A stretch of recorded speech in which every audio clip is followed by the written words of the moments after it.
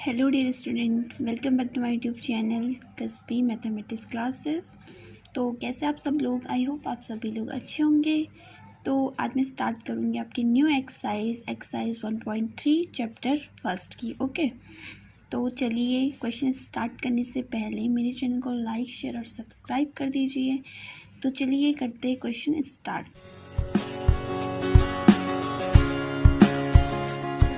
Question number जो first है, तो उसमें हमको क्या पता करना है कि वो सबसेट है या फिर सबसेट नहीं है।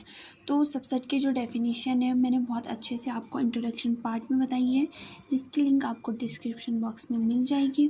ओके, तो यहाँ पे मैं एक बार समझा देती हूँ आपको कि सबसेट क्या होता है। जैसे हमारे पास कोई दो सेट है, ए और बी।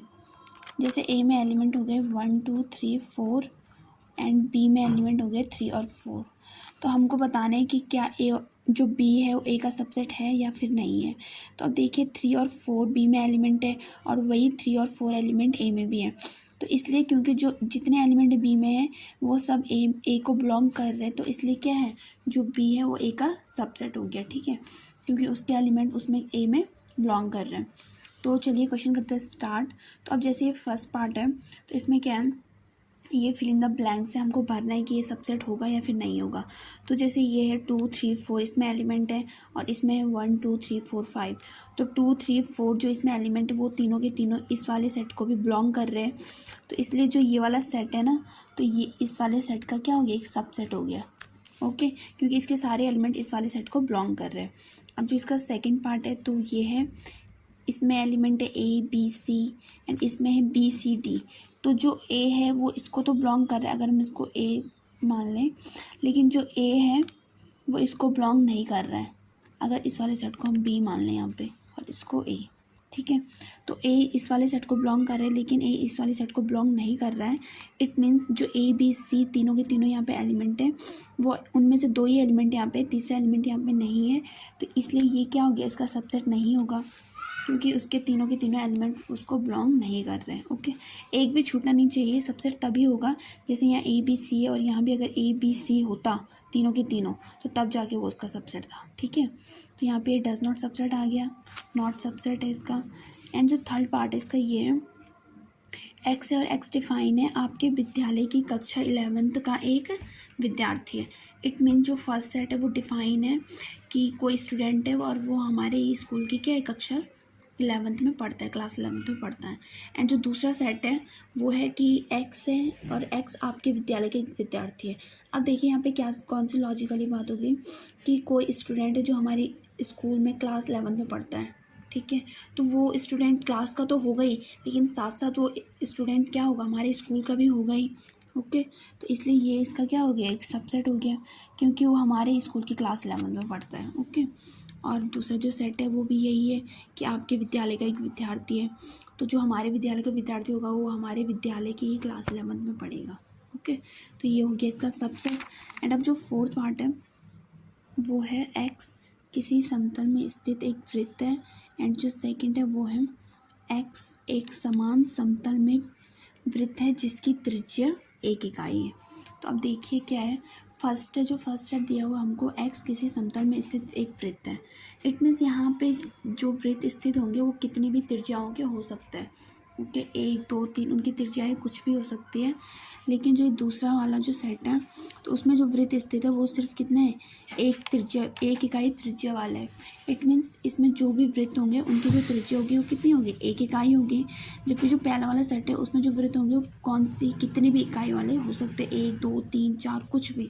तो यहाँ पे जो ये होगा, तो ये इसका सबसेट नहीं है फर्स्ट वाला सेट, क्योंकि यहाँ तो कितने भी इकाई वाले वृत्त हो सकते हैं, लेकिन जो दूसरा सेट है वहाँ सिर्फ 1 इकाई वाला ही, 1 इकाई त्रिज्या वाला ही वृत्त होना चाहिए। ओके, तो ये इसका सबसेट नहीं होगा, क्योंकि यहाँ 1 इकाई त्रिज्या वाला वृत्त हो भी सकता है और नहीं भी हो सकता है।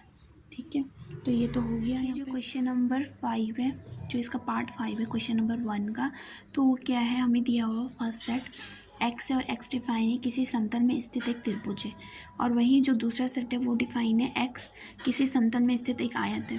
तो अब देखिए जो फर्स्ट सेट है उसमें तो त्रिभुज है, ट्राइंगल है, और जो सेकंड सेट है उसमें क्या है, आयत, रेक्टेंगल दिया हुआ है। तो जो त्रिभुज होगा वो कभी भी एक आयत को बिलोंग नहीं करेगा। तो ये तो बहुत ही सिंपल है, ये हो गया यहाँ पर डज नॉट सबसेट।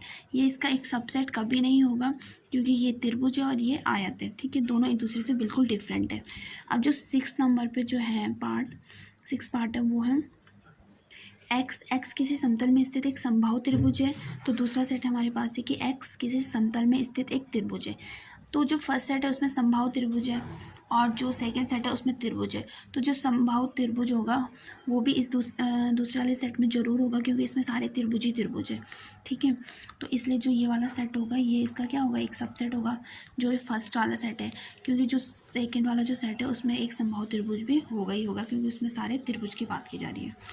अब जो ये 7 नंबर पे क्वेश्चन आता है तो ये है एक्स एक समप्राकृतिक संख्या है, जैसे 2, 4, 6, 8 हो गया, और जो सेकंड सेट है तो वो है एक्स एक पूर्णांक है, तो इसमें भी पूर्णांक, माइनस, 0, प्लस सब में आएंगे।